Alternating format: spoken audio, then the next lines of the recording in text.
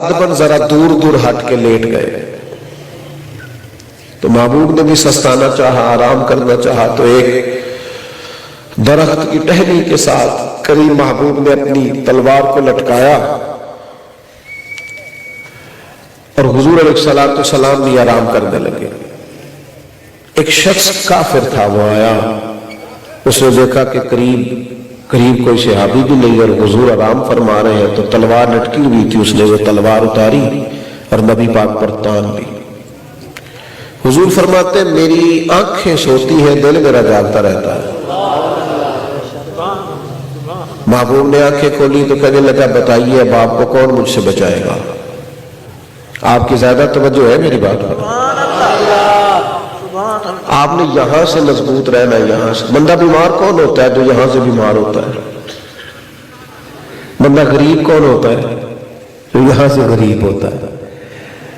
جو بندہ ذہنی طور پر طاقتور ہوتا ہے نا، وہ کبھی بھی، لیکن نا آپ نے مضبوط رہنا ہے، اور مضبوطی کا پتہ اسی وقت چلتا ہے جب اس طرح کے حالات ہو کہ آپ پر تلوار تان دی گئی ہے۔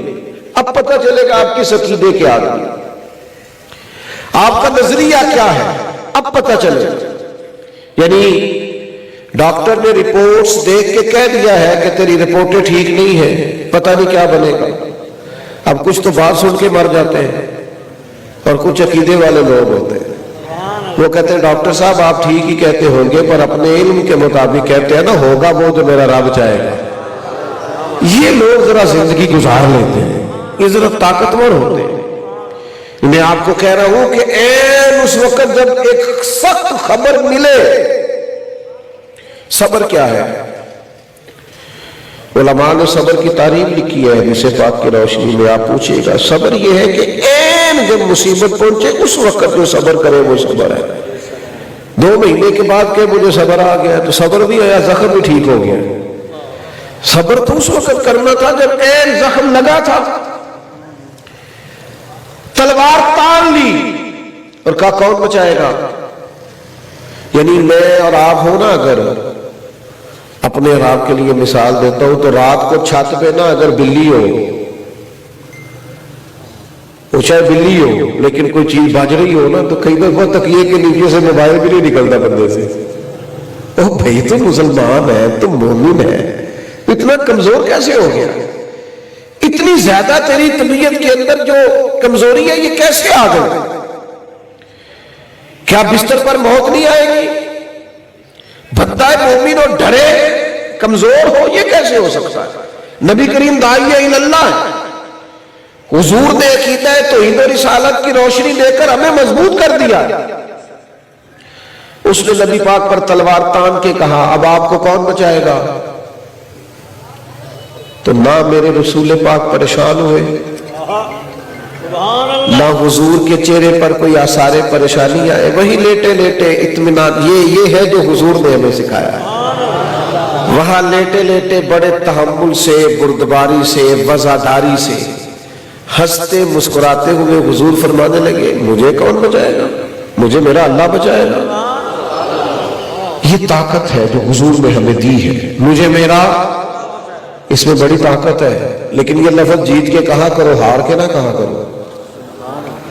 ہم ہار کے کہتے ہیں میں نے اللہ کے حوالے کیا، جیت کے کہو جو کیا رب کے کرم سے ہو۔ نبی پاک علیہ السلام نے فرمایا مجھے اللہ بچائے گا۔ سرکار کی زبان نور سے جملے نکلے تو اتنے طاقتور تھے کہ اس کافر نے کانپنا شروع کیا، اس کے ہاتھوں سے تلوار گر گئی۔ حضور بڑے اطمینان سے اٹھے، کپڑوں مقدس لباس کو سمیٹا، تلوار کو اٹھائی اور کریم فرمانے لگے لے بھائی مجھے تو اللہ نے بچا لیا ہے، اب تو بتا تجھے کون بچائے گا؟ تو بتانا کون تجھے بچائے گا؟ تو فوراً بولا، کہنے لگا میں نے سنا ہے آپ بڑے معاف کرنے والے ہیں۔ تو حضور کا یہ طریقہ نہیں تھا کہ معاف کرنے سے پہلے یہ فرمائے کہ تو پہلے تو بڑی ڈینگیں مارتا تھا، اب آیا ہے نا تو صحیح، ایسا کچھ نہیں فرماتے تھے۔ میں نے سنا ہے آپ بڑے معاف کرنے والے ہیں، تو حضور فرمانے لگے تو نے سنا ہے؟ یا رسول اللہ سنا ہے۔ تو فرمایا جا پھر میں نے معاف کیا، جا معاف کر دیا، جا کمزور ہو گئے ہم لوگ. میں دیکھتا ہوں کچی پکی باتیں کرتے ہیں نوجوان, کچی پکی باتیں کرتے ہیں, دعا کریں جی ہو جائے گا جی, شروع کر رہے ہیں. یہ بندہ مومن کی شان نہیں ہے. نبی پاک صلی اللہ تعالی علیہ وسلم نے ہمیں مضبوط کیا ہے. آخری بات سنیں اور اس کو آپ نے یاد بھی رکھنا ہے. بدر کے دن نا نبی پاک علیہ السلام نے بڑی مضبوط صف بندی کرائی تھی. صحابہ کو بڑے خاص طریقے حضور نے بتائے تھے جنگ کے. سارے اسباب جو چاہیے ہیں وہ سارے اکٹھے کیے تھے. دین کہتا ہے کہ جو محنت کرو وہ جم کے کرو, لیکن نتیجہ اللہ پہ چھوڑ دو. نتیجہ اللہ پہ. محبوب نے سارا کچھ کرا کے نا, یہ آپ نے میری بات کو ضرور سمجھنا ہے, اور اگر آپ اس کو تھوڑی دیر کے لیے بھی اس پر غور کریں گے تو میرے گناہوں کی معافی کا سبب بنے گا. بھائی ساری صف بندی کرا کے, مکمل انتظامات جنگ کے کر کے, تو پھر حضور نے ہمیں ایک اور سبق بھی دیا. ساری تیاری کرا کے خود میرے نبی نے مصلی بچھا لیا.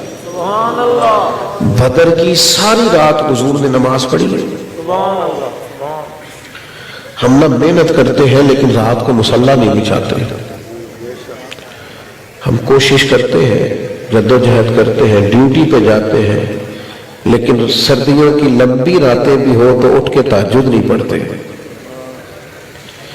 ہمارا جو مصلی سے رشتہ کمزور ہوا ہے, یہ ہمارے جلسے, یہ محفلیں جتنی مرضی لمبی کرانے ہو جاتی ہیں, لیکن اسی بندے سے جو بڑے گھنٹوں تقریریں سنتا ہے کرتا ہے, اسے کہا جائے نا یار ایک سپارہ قرآن پاک بھی پڑھا کر, ایک تسبیح درود پاک بھی پڑھا کر, تو اسے کام یاد آ جاتے ہیں. یہ بھی خیر کا کام ہے جو آپ کر رہے ہیں, لیکن اس کے نتیجے میں عمل کرنا ہے, ریزلٹ کے طور پر عمل کرنا. مصلی کمزور نہ ہونے دینا. دعا مومن کا ہتھیار ہے. بندہ مومن جب اللہ کی بارگاہ میں ہاتھ اٹھاتا ہے تو حضور فرماتے ہیں, رب فرماتے ہیں مجھے شرم آتی ہے خالی کیسے واپس کر دوں. دعا قبول ہونے کے مختلف انداز ہیں, یا وہی چیز ملے گی یا قیامت میں وہ دعا ذخیرہ کر دی جائے گی, لیکن رب دعا کو رد نہیں فرماتا. خدا را کچھ ٹائم مصلی میں بیٹھا کرو. اور میں بالخصوص بڑوں سے کہوں گا, آپ بچوں کو نماز کی تبلیغ بھی ضرور کریں, لیکن زیادہ ضروری یہ ہے کہ ان کے سامنے نماز پڑھیں. حضور نے فرمایا گھروں کو قبرستان نہ بناؤ, کچھ نفل نماز گھر میں بھی پڑھا کرو. نبی پاک کے گھر کا دروازہ مسجد میں کھلتا تھا, لیکن سید عائشہ کہتی ہے حضور گھر میں نماز پڑھتے تھے. یہ ساتھ ہی تو مسجد ہے, گھر میں بھی تو کچھ پڑھنا, کچھ عبادت گھر میں بھی کر. ہمیں بڑی باتیں آتی ہیں, ہم سے بڑا کچھ سنا جا سکتا ہے, ہم سارے بڑی کہانیاں کرنے کے قائل ہیں, بڑی داستانیں, بڑی مثالیں, بڑا کچھ, لیکن مصلی پہ نہیں بیٹھتے, اللہ اللہ نہیں کرتے, کمزور ہو جائیں گے. کمزور.